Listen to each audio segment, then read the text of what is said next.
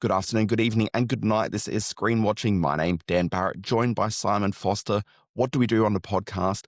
Those who've been with us for the last 35 years, who've been doing this show, would be well aware. We talk about the TV shows, we talk about the movies. Some may call them reviews, not I. I like to think of it as the colourful cultural discourse of life. Hmm. On the podcast this week, we're going to talk about the brand new movie that's hitting cinema screens. It's called Song Sung Blue. I can't believe I would say that in just one turn. Incredible. More interestingly, though, sorry, not to dismiss Song Sung Blue, but it's definitely the lesser blue related title playing in cinemas right now. That's right. Avatar's on its way to $1.5 billion. Folks, we're going to talk about some TV shows as well. There is the uber buzzy. It transcends super. It's now uber buzzy. It's the Pitt. It won an Emmy Award. It's probably going to win again this year. It won the hearts and minds of many, except for my co-host Simon Foster. Going to talk about that. Also going to dive right into season 4 of Industry. What else have we been watching? We're going to have a bit of a chat about Christie. We're going to talk about The Housemaid. We were going to talk about Stranger Things, the final episode, except somebody on the podcast decided they were going to watch 5 days worth of cricket and not watch the 2-hour biggest TV event of the year. Not going to name names, but I've never watched a day of cricket in my life. Also, I'm engaged in a little project for 2026. It is called watching a show called The X-Files. What on earth? Anyway, we're going to talk about this as the podcast goes on, and that only happens if we begin the opening titles. This is not like TV, only better. Television! Teacher, mother! Secret lover. What, that's it? That's your movie? Well, I said that I had an idea for a movie.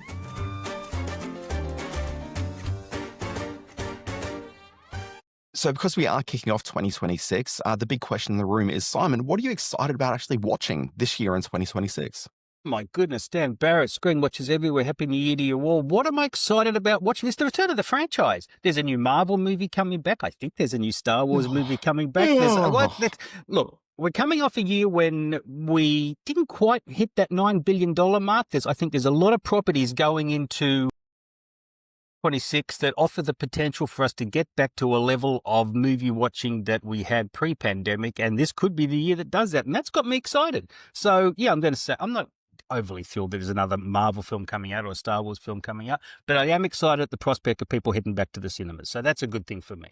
Yeah, I didn't realize that Simon was now replaced. It's no longer a critic. It's now his share portfolio speaking. I don't know where you're invested, Simon, but I decided when I was coming up with what I was interested in this year, I thought I'd ignore all the returning TV shows because that's super easy. And I'm talking about the Pit on this week's episode anyway. But look, I thought, what are some of the shows that are a little bit sort of off franchise? And yes, there is one franchise thing that's kind of got me a bit excited, which is the TV series for HBO Lanterns, which is a spin-off of like the Green Lantern superhero series, but they're keeping it a bit more down to earth, and it's kind of True Detective meets a DC superhero series, and it's got Damon Lindelof involved, and like that's pretty exciting. But the thing that I'm actually really excited by, and this wasn't really on my radar until it was it only got announced a few weeks back, number 10, which is Stephen Moffat, who we know from shows like Coupling and Press Gang back in the day. Press Gang, a seminal TV show in my TV development, is coming with this TV show, which, as the name would suggest, number 10, about the UK Prime Minister. If I'd been told, I'm going to say a year or two ago, that Stephen Moffat was doing a show about the UK Prime Minister, I would have been a little apprehensive. He's a screenwriter of a certain age, which means that in this political climate, I kind of would have thought, I'm not sure he's really going to deliver anything super exciting. But did you watch Douglas Is Cancelled, his miniseries of the last 12 months at some point? I sure did, yes. Yeah. It's one of the few things I binged recently, so yeah, absolutely, I watched it. Really, really incredible. It was a TV show where I heard the premise and I'm like, there's a aging TV presenter who's been cancelled, and, it's all about cancel culture and stuff. And I'm like, oh my gosh, I cannot think of anything that I want to watch less in the world than this right now. But he actually came to the politics of it in a really interesting, really fresh way, which was unlike anything I was really expecting. And I was genuinely blown away by it. So I'm excited to see what he's going to do with a TV show, which is kind of a throwback to his days of Press Gang and Coupling to a certain degree. But I think it's going to be pretty much Press Gang meets Douglas Is Afraid. And that has me, Douglas Is Cancelled. I'm sure he's probably a bit afraid as well. Do we have a Anyway, release date that's on that? what's next. Have they put a day on it yet? I'll give you the release date, 2026, Simon. Nice one. Very ideally specific, as we've come to expect from the podcast. So, yeah, interesting year ahead. That's the thing with TV, like quite often until it's, it can take 2 to 3 weeks before it's launched, before it actually gets announced as to a release date. And particularly UK TV can sometimes be a little less projected. In the meantime, during the meantime, I don't know what that phrase is. Let's have a look at in the meantime and the between time. And the between time, let's go to Song Sung Blue. Play the clip. I'm not a songwriter. I'm not a sex symbol. I just want to entertain people. I don't want to be a hairdresser. I want to sing. I want to dance. I want to garden. I want a cat. I need something big. I need something new. What do you think? You don't want to be a Neil Diamond impersonator. You want to be a Neil Diamond interpreter. I was looking for the right way to say it, and you just came right out and said it. Tell your mama, girl, we can't stay long. Now, as a rule, I hate the jukebox musical. Now, those are the films that are constructed from a whole sort of back music catalogue designed to sort of pump up sales generally. I'm very cynical about their very existence. Obviously, the mother of all jukebox musicals is Mamma Mia, which I hated beyond reproach. It somehow topped $615 million worldwide, which led to a whole lot of things like Yesterday and Rocket Man and, all of which I have no time for whatsoever. So I'm utterly bewildered, and it's taken a whole lot of time for me to think about exactly what I love so much about Song Sung Blue. So much.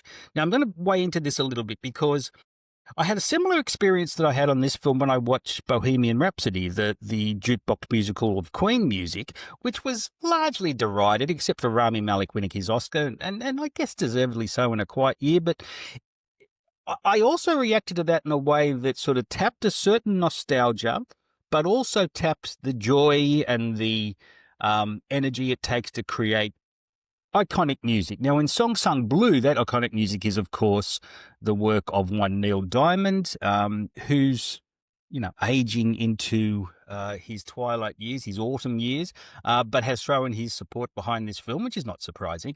This one stars Hugh Jackman as one Mike Sardina, who's a Neil Diamond interpreter, doesn't like to be called an impersonator. He's a Neil Diamond interpreter. And he's on stage with his wife, Claire, played by the absolutely luminous, the absolutely radiant Kate Hudson. Now, I haven't reacted to an actress's performance and screen presence like I did with Kate Hudson in this film in a long, long time. Of course, she's beautiful, very attractive woman, but comes to this film with such joie de vivre, with such a passion for life and an energy for life that you are caught up in her performance. I am not surprised at all that there's a lot of buzz for her in this award season. Now, the story is fairly straightforward. There's no hurdles jumped here to tell this story. It's based on a true story about these two people who fall in love, share a love for this music, create a stage presence called Lightning and Thunder, which is a Neil Diamond tribute show, and then suffer a terrible tragedy. As that tragedy is depicted on screen, you will absolutely gasp when it happens. Director Craig Brewer, who did the 50 Cent film, Get Rich or Die Trying or something like that, all those years ago. I don't know much else he's done, but he Hustle and Flow. Hustle and Flow, yeah, Hustle and Flow, he probably did. No, he did. I can confirm.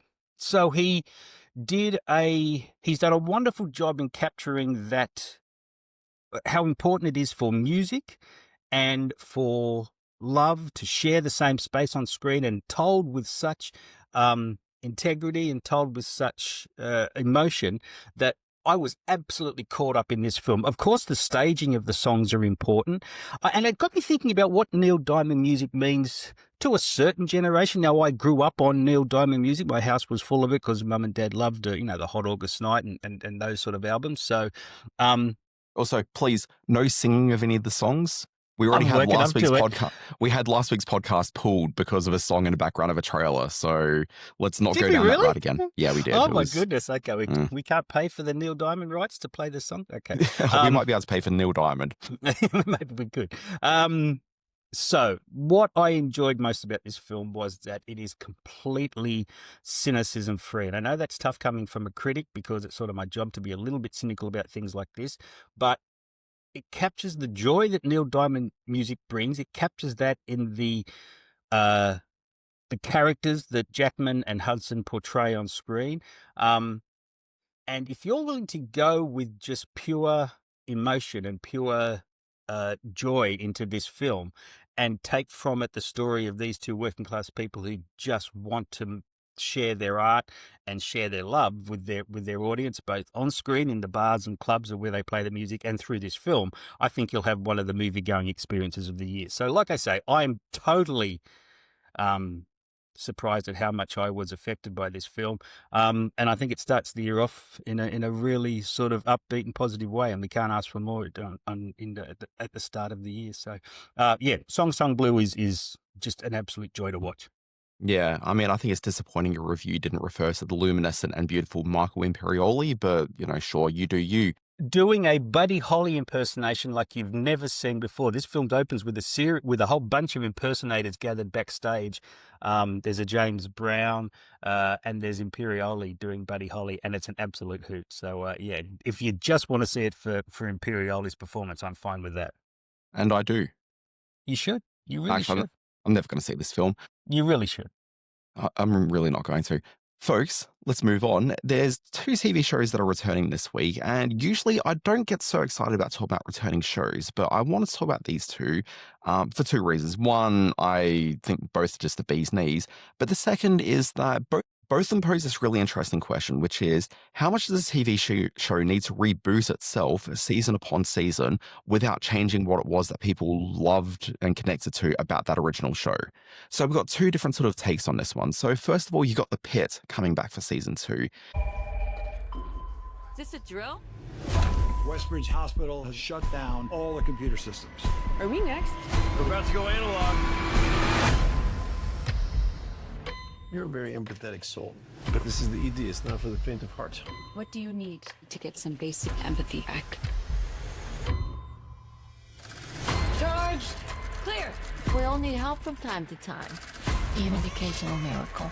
Now, The Pitt's one of these shows where it wasn't really on many people's radar. When The Pitt debuted last year, it wasn't really on many people's radars. Like, I was super excited by it as like a real ER head, but like people weren't really paying attention to it. But it caught people really, really early in because it offered this thing, which is and we've talked about this ad nauseum on the podcast, a throwback to old school TV. And so people were kind of hungering for that. And also it helps that the show's really, really good. And while it is a throwback to a certain degree, it also kind of feels new and fresh. So over the course of 15 episodes, we follow, and it really sets into this sort of ER model where we follow a group of young doctors who are being trained up in an emergency room. And so kind of playing in quasi real time, we see these doctors from their sort of nervous first minutes, joining the ER, and I've got various levels of experience through to, by the end of this 15 hours, they're a lot more seasoned because they've been through some business. So we come to season 2, and because we've been through this experience with for the 15 episodes previously, we kind of expect that we're going to follow these characters through. But the thing that works about like our ER sort of environment like this is that you've got this constant churn of doctors come through, and the TV series tries to play things as realistically as possible. So it's actually really, really fake as a premise to have the characters that we knew and love all come back for a second season. Like, it's only like 10 months after the first season is set. But to have these young doctors still operating in this same ER is actually a little bit out of the reality that they've been trying to set for the program. So what can they do to bring as many of the beloved characters back as possible, introduce new doctors, and still have it feeling like the exact same program? Now, in a certain sense, it does feel like the exact same program, except where the season, I'm going to say stumbles, but that's not really quite fair because it's still a super engaging, just as enjoyable as the first season program. But when you, the viewer, are coming back to it, you're going to expect to spend the same amount of time with all the characters that you knew from that first season, and you don't. There's actually a couple of characters here who kind of get a bit of a short shrift, and it's a real shame because the characters that do get a bit of a short shrift are among my favorite characters, and they're not really given a short shrift for any specific reason other than just screen time. So in the first season, people would have come across Fiona Dourif, her father, famously Chucky from the Chucky movies, wasn't actually a doll, just provided the voice. Simon, I thought that'd grab your interest. I'm trying hard to stay interested in your umpteenth version of the Pit, but let's have a look. Sure, I know I love Brad Anyway, Dourif. yeah. So I got Fiona Dorff in there, but she was a real major player in that first season, not really given all that much to do in the second season. She's present, but not that present. Taylor Dearden, who we all know famously as the daughter of Bryan Cranston, we don't all really know that. She just is. She's the character playing the neurodivergent Dr. King, and she's suddenly given screen time, and there's a plot about how she's got to appear in some sort of tribunal sort of appearance. It's a lawsuit that's taking place. But like, I'm 9 episodes in, and we haven't seen her go off to that meeting yet, and she hasn't really been given that much of other stuff to do. So, like, you just got these characters whom you sort of love, but you're not really seeing as much screen time or any sort of real meaty stuff happening. Because instead, what you're actually seeing is they've introduced a whole bunch of new characters as well into the mix. And so you're kind of sticking with them because they're kind of the new hotness, and it makes sense that the show probably would track them a little bit. There's the new doctor who's coming in to replace Dr. Robbie, who's leaving at the end of this shift to go on a 3-month sabbatical where he's riding on a motorcycle, helmet free, as we see in the opening sequence of the episode. And I kind of feel that the show is, and I don't know, I haven't seen the entire season yet, but I feel the show is maybe heading towards like suicidal ideation as a theme. But anyway, that's speculation from me at this point. But there's definitely been a few clues along the way that makes me think the show might be heading in that direction. So like there's some sort of dark stuff on the horizon. And in this idea of, does the show necessarily have to come back as the show that we know and love? It feels like it's following very similar beats as well. Episode 10 of the first season was the episode where there's an active shooter at like a local music festival. And so all the victims are being brought into the hospital room. Really sort of, intense, dramatic episode of TV. It feels like in episode 10 here as well, we're about to see a very similar take. I'm not going to spoil what it is, but at the end of episode 9, I'm like, oh, wait, this thing's just happened. And so we kind of know that there's something really major happening. So whether it's as intense that first season or not, I'm not sure, but it just seems very much like they are following as many beats as possible in in the second season, just to try to recapture the magic along the way. And in a lot of ways, it echoes a lot of big tentpole sequels for movies that we see, where they really just take a lot of the things that audiences responded to and just try to rework them in different ways. We're seeing a lot of that in the second season of the show, which is just kind of super interesting. So this is a show which has kept the integrity and premise of that first season and just kind of tweaked it a little bit. Are those tweaks, though, going to annoy some viewers who are kind of expecting more screen time with their beloveds? Not sure. On the counter side, we've got Industry Season 4 coming. Now, Simon, have you ever watched anything of Industry? No, never No. seen it. Like, it's not on your radar at all, right? Not a bit. Nor is No. the Pit, but that's okay. Well, the Pit's huge, so, that's just a you thing. But, It's boring. okay, Simon, just, I listened to your sing-song Blue. So, look, you've got this thing where industry's been bubbling along. It's come along through 3 seasons of the show, and this is a low-budget TV show that just had almost no buzz at all. For the first 2 seasons, it was kind of on the verge of cancellation. Season 3, I think they went into it thinking, hey, this show is going to get cancelled. But something amazing happened season 3. People started watching it for whatever reason. It started to actually generate some For whatever reason. well, this is it. Like, it was doing some good work previously, but HBO did make a change where from the broadcast side of things, they moved it from, I think, a Monday night to a Sunday night, which gave it a little bit of a shot in the arm, but no one cares about like broadcast schedules anymore. Like, this is a show that lives and dies by being released on HBO Max. But I think maybe the revitalization of HBO Max in the last year just coincided at that exact same point where people are like, oh, wait, what's this industry program? They started watching it. And Simon, this is a show which is about young people in their 20s working for a finance, like trading floor in the UK. There's lots of fast-paced financial conversations. It's kind of like watching an episode of Star Trek where you don't understand a single lick of anything that anyone's saying, but there's enough integrity to what they're talking about, and you feel that they know what they're talking about. And as a viewer, you're going along for the intensity of those scenes, but then also the other scenes which are filled with, because it's young finance bros, female perspective on it though. But then you've got all the out of hours activity, which involves so much cocaine taking and sex, threesomes, a whole lot of nudity. Like, really, this is. I'm listening. Yeah, exactly. No, this is the thing. Like, it is a sexy as hell, hugely exciting, just all-encompassing TV program. Like your heart rate rises, not just because of the nudity, but also just because this is a fast-paced, really intense, like just it's a TV show that just throws everything at you. And nobody was watching it. It's crazy. And you know what? I wasn't watching it. Okay, I'd seen the first episode and I'm like, this is interesting. Never got back to it for whatever reason. Then I just had like, much like the rest of the world, just a quiet afternoon one day where I'm like, I'm going to check this out. And then suddenly I was in it, Simon. And so I plowed through seasons 1 and 2 just straight off the back. Season 3 was underway. I caught up with it and I was freaking in on industry, but I only caught up to like the 3rd season. Like I saw it all just as like the series was ending. Access changes people's lives. I'm building a financial institution, and I need a partner. See what happens when you listen to me? Who did I marry? I got a tip that there might be more underneath the hood. Without a smoking gun, you will lose. You should get out before the end. Who's in? Why am I hanging out with these people, though? Finance bros, bulls and bears, and people from Connecticut. Why? I'm not interested. Well, not from in these Connecticut, UK based. So it's all set in London. Okay, here's the thing. There is not a single likable person in this. They are all just terrible, awful, awful people. Now, I refer to them as finance bros. They're not quite finance bros. Like, it's very female-driven TV program. There's certainly finance bros around them, and these women are just as bad as every single finance bro that exists in there. So it's not just a big dude fest, although it is also a huge dude fest in the background, but these women are kind of at the center of it. Okay, where it works, and they are just awful, awful people. Anyone who's looking at any of these characters as heroes are awful themselves. Like, that's just the reality of what it is.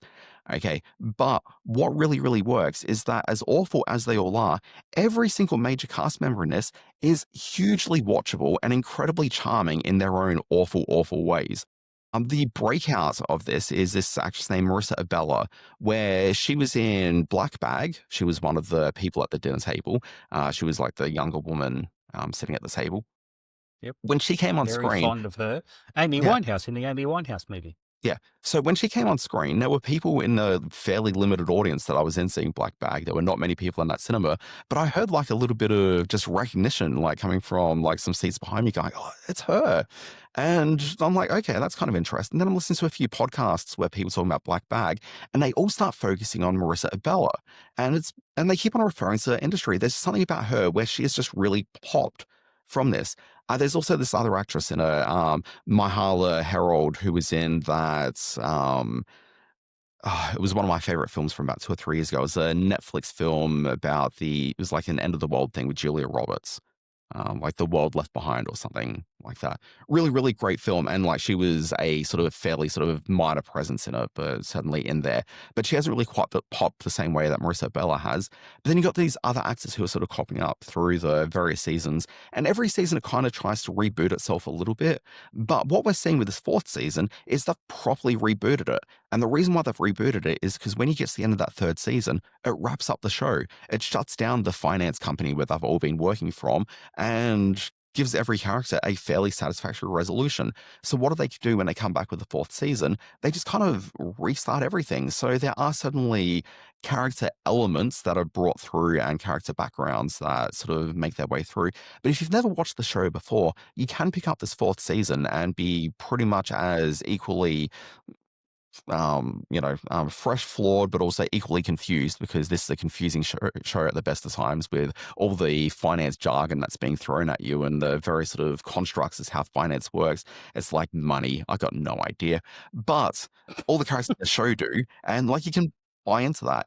In this season, they've brought in a whole bunch of new actors. They've brought in Max Minghella in there. Kiernan Shipka from Mad Men, Sahib Jimmo, who people will know by face from Ted Lasso, but definitely won't know by name. Claire Forlani is somehow returned back to the screen. I never thought I'd see Claire Forlani again, but here she is. Cal Penn's in a couple of episodes. Charlie Heaton, who's the weird-looking guy from Stranger Things. Wait, that's not clear. They're all a bit weird-looking. He's the older brother of Will. That guy. He's in it. And it's kind of really interesting seeing all these actors in amongst, you've also got like Kit Harington, who joined the show last season. And you got all these actors who are used to seeing from various period dramas around the place, all in this really hyper contemporary very sort of modern program with all the drug taking, with all the nudity taking place. It's a real interesting dynamic of just seeing these actors back on screen. And because they have rebooted everything, the question is, at what point do you still call it industry, or do you have to start giving it like a industry colon, back to business, 2.0. whatever you want. 2.0, like, it's just kind of, it is such a different show now, but at the same time, it's still got the exact same vibe. It's got the same energy. It does have a lot of returning cast members. It's still got all the confusing finance talk. Like, it's all still back there. So it's a show that you know and love, but it's also entirely different. It's a wild experience watching this one. But So there you so go, far, listeners. I'm 3 episodes in season 4. It's fantastic. It's maybe one of my shows of the year already. You can choose to watch something joyous and life-affirming and lovely, filled with great music with Song Sung Blue, or you could watch 9 Ugh. episodes of scumbag financial types, the sort of people who've ruined the world on TV's industry. You choose. That's how we look at this world, Dan and I. I am filled with hope and love and joy and no diamond songs, and Dan is filled with support for the world of high finance. So, Lamb, okay, good. That's great, Dan. Didn't you see High Fidelity? Didn't he talk about how the pop song has ruined his life? These people are all awful, Simon. All entertainment is based on awful people. Not if you watch Song Sung Blue, and I think that's how we need to kick off this year for sure. So, what else have you been watching, Dan Barrett? Or let's go with what else I've been watching, because I've got a theme to my what else have I been watching. This week, I doubled down on Sydney Sweeney. Insert double entendre. I saw her new film. Done double entendre. I don't think you inserted afterwards. It's true. I caught Simon, up when you talk with... about Sydney Sweeney, is all about the insertion. That's very true. I bet you cut that out. Christie is in cinemas as we speak. This is the new film from Australian director David Michaud. He came to prominence with Animal Kingdom a few years ago, that classic Australian crime story. He's worked with some big names in the US. He did Mr. The King. Mr. Foster. Yeah. Mr. Foster. Sorry, this is me doing my best Dickie knee. It is very Dickie knee. Did David Michaud do another film this year? Because I feel that we were talking about him not too long ago. Or have we already talked about Christie to some degree? We have not talked... Well, I don't know if we've mentioned David Michaud at all, but no, he hasn't done another film this year. He was coming off... last year. It's been a couple of years. Yeah, it's last year. He was coming off... I want to say what his last film was. I can't quite remember. But he's worked with some big names. Timothée Chalamet with The King and Brad Pitt in that military sort of Catch-22 story. His name I can't remember. But he has teamed with Sydney Sweeney to create this unusual film, because it starts as kind of a half sort of rousing sports drama in which Sydney Sweeney plays real life boxing pioneer, female boxing pioneer Christy Martin, and it sort of shows how she rises out of her West Virginian working class life to dominate the world of female boxing. But then her trainer, played by an unrecognisable Ben Foster, who's terrific in this, the abuse begins. At first psychological, then physical, and this film covers that in a very disturbing way. Sydney Sweeney, I mean, it's sort of cliched to say an actor is unrecognisable when they give themselves into a part. And while you can certainly recognise it is Sydney Sweeney, it's right there in the credits, the physical transformation that she's gone through to get this character at least physically right is really remarkable. She looks every bit the part of female boxer in this. There was some concerns that she was miscast because she has sort of a laconic, sort of laid back delivery in a lot of what she does. She's got those droopy eyes and that's to some extent true in this, but there's so much energy and there's so much dedication into the boxing scenes and then the scenes in which she suffers at the hand of Ben Foster. This is, it's a fairly conventional sports drama in that regard, but both Michaud and Sydney Sweeney do find a lot of heart and a lot of soul in this character and in telling this story, and that comes through in the final moment. So yes, it was a major flop at the movies. It barely opened, and I think that was coming off the back of some kickback against Sydney Sweeney and the jeans ad and some of the things she did and said at the time. Plus, I don't think her core audience who would come out and see her in a film wanted to see her as a female boxer who gets abused, despite some good reviews. So I would recommend Christie. The other one I saw of hers is... Sorry, just adding to your thought there. I think it's the second thing. I don't think the American Eagle pants story did one thing or another. I think it really comes down to what does an audience want to see Sydney Sweeney in? And I think it's quite clear. Like they'll turn out to see her in a rom-com. They'll turn out to see her in, an erotic thriller like The Housemaid, but they're not necessarily there for Christie. I think that's right. And I think there was certainly a timing element to it, and there was a backlash that saw the studio pull back a little bit in their promotion of this. Critical support wasn't overwhelmingly positive. I think it's at about 70% on Rotten Tomatoes as we speak. So it was there, but it wasn't overwhelming. I think we've seen it with her before, though. Like there was that like nun movie which I really quite liked. Was it Immaculate? Yeah, Immaculate was terrific. Yeah. But like that came off the back of Anyone But You. Was that the rom-com? Mm-hmm. Yep. Yeah, that came right off the back of that. You'd assume that'd be, she hasn't been hotter, but that film just kind of came and went. I think it's just that people want to see her in a specific... That was much more an art house title, though. That was much more a smaller release film. I don't know. Christie in the modern... that didn't break out. In the modern moment, though, it's not like Christie's necessarily like a major draw card in most sort of picture houses. Like, it just isn't. Like, it's always going to be a little bit niche. Well, it's the sort of thing that plays at Palace. Yeah. To a certain extent, yeah. The other one, and this is the one that has been a big hit for her, The Housemaid. Unfortunately, it's not a very good film. It's directed by Paul Feig. Can we pause it for one sec? Hang on. Yep.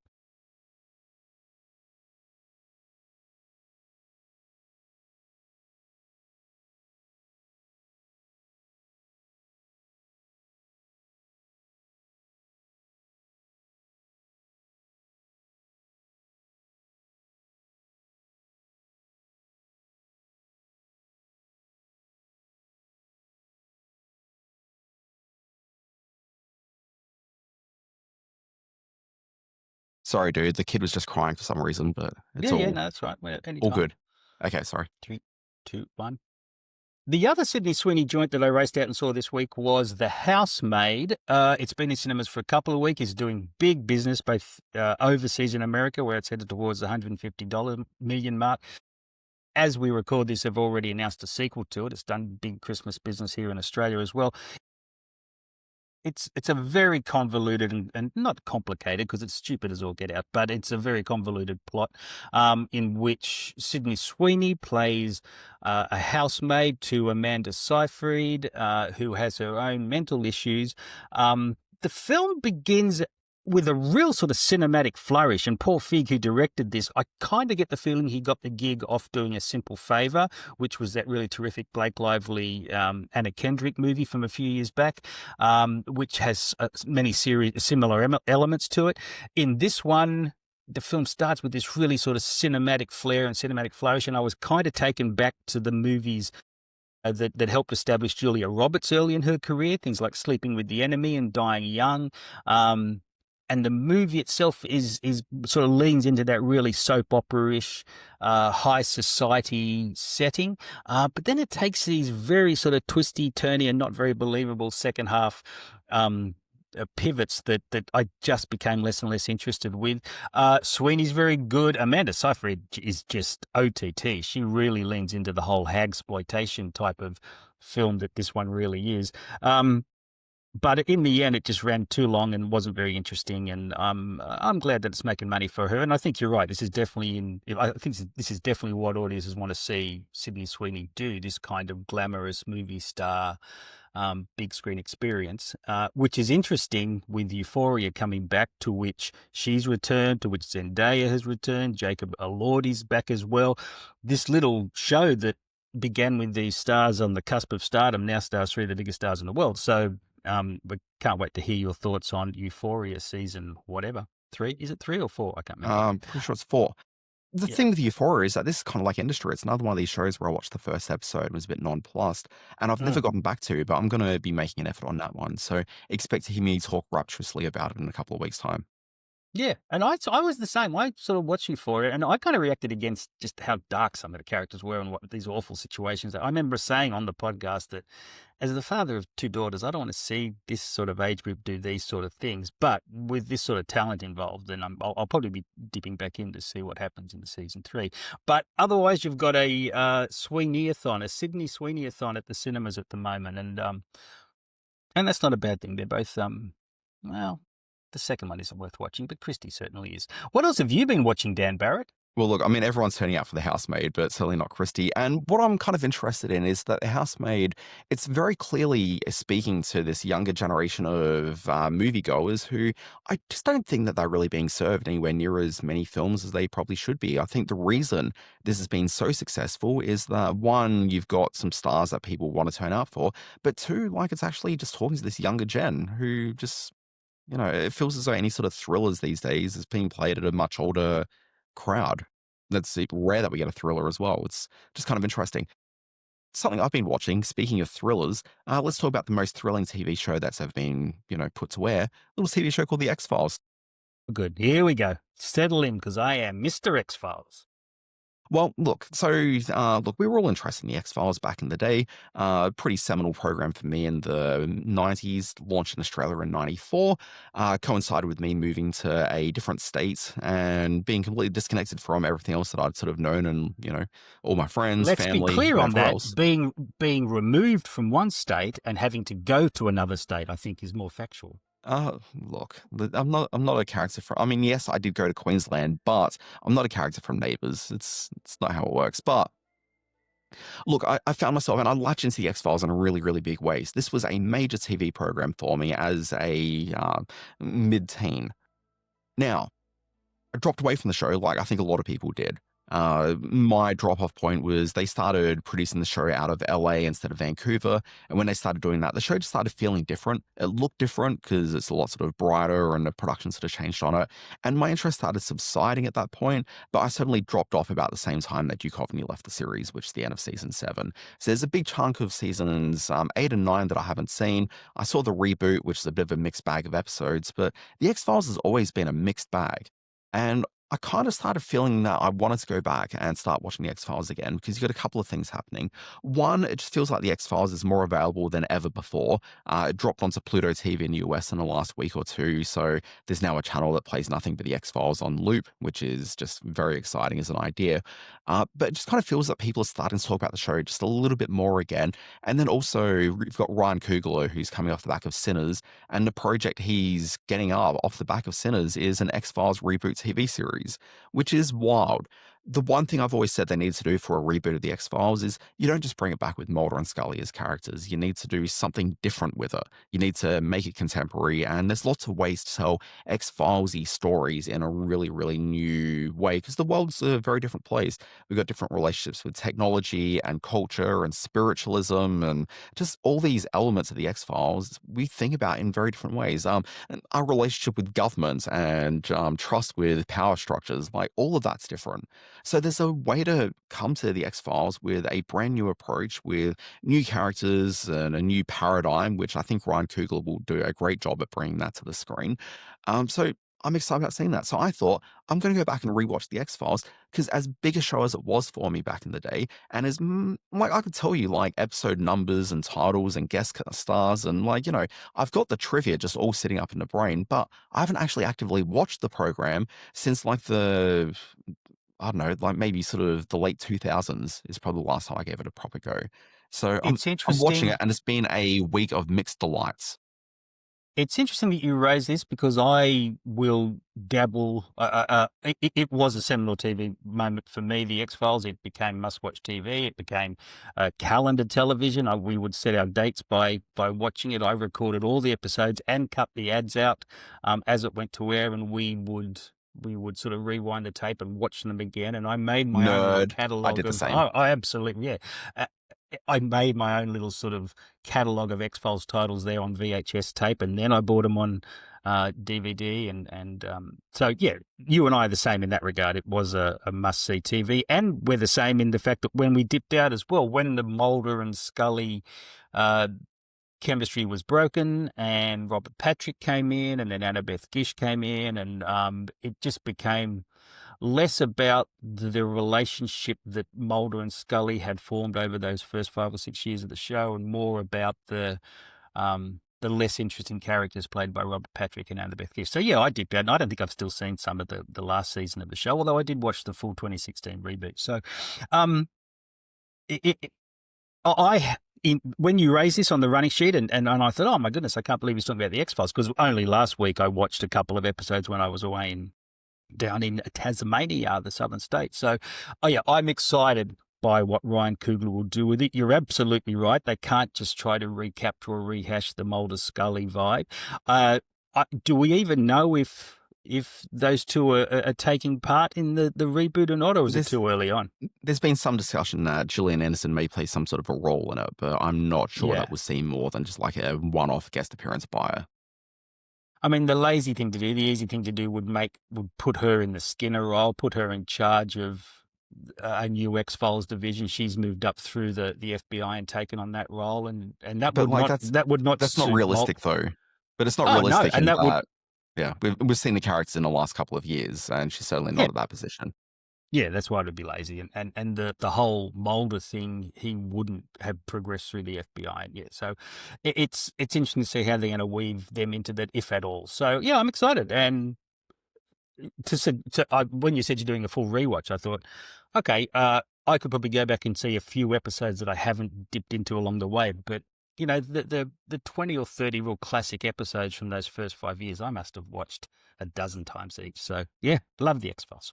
Yeah, it's been interesting going back and watching it because in my mind, it still feels like it's a fairly contemporary sort of a program. But certainly the experience of watching it is almost the same as when I go back and watch like old episodes from the 60s of like Mission Impossible or just any of these sort of other classic dramas. Like there has definitely been enough time where it feels like it's of a different era entirely. And there is such a disconnect. Like you are Well, it's watching a funny. different world. Those early episodes, the Toronto shot episodes, they're very sparse. There's Vancouver. a lot of shadows. Oh, sorry, Vancouver. There's a lot of shadow work, which I think absolutely helped the series along the way. They didn't fill in a lot of the background details in the way they were shooting. It's and I think that probably adds to the feeling that it's from a different time, but it so helped the show at the time. And I think to watch it now, when they expanded out and, as you say, got brighter and sort of lived in the LA sunshine, yeah, that started to undo the show a little bit for me. Yeah. Did we people love follow the me on- movies? Because I loved it. I really, I wondered now if I was just sort of under its spell at the time and thinking, oh, these movies are so cool. Even the second one with Billy Connolly, I thought was a good no, sort of episodic. that was a turd. No, it wasn't. It plays like a good episode of the series, and I think It was really a didn't. deliberate idea to turn make it into a franchise, to have every film a standalone story. To go back and watch this now, it's every bit as good as the best episodes of the series. And I really like the first film as well. So who knows? I like the first film. I don't think it's a great standalone film. It works as a good episode of a TV show with a massive budget. But definitely that second film, I think, is just awful. I think the intent behind it was fine. But even you'll hear Chris Carter talk about the show and what he wrote and what he was able to actually get funded by Fox, two different things. And look, I always take anything Chris Carter says with a grain of salt because I don't think he's the strongest of writers. But certainly, I kind of feel that he had a bit more of a adult intention for it and had to cut back a lot of the adult themes from it. Yeah. But anyway, I don't So think where are you up film is to? very good at all. Where are you up to? Literally, I was watching a bit of it this morning, so I'm watching notoriously the worst episode ever of it, which is Space. So I'm halfway through that episode as we speak. Sure. But I'm, playing through this a pretty quick clip. If people follow me on Blue Sky, I'm dropping sort of episode, thoughts after I've watched every episode as well. So Can I tell a quick story? very X-Files quickly. related.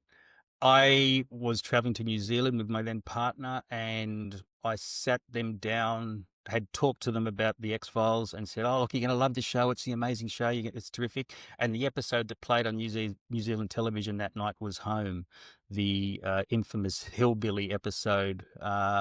And you've never seen more shocked faces. These lovely sort of rural middle-class people were just sort of pushed back into their lounge chairs by this hour of television that has gone down in infamy.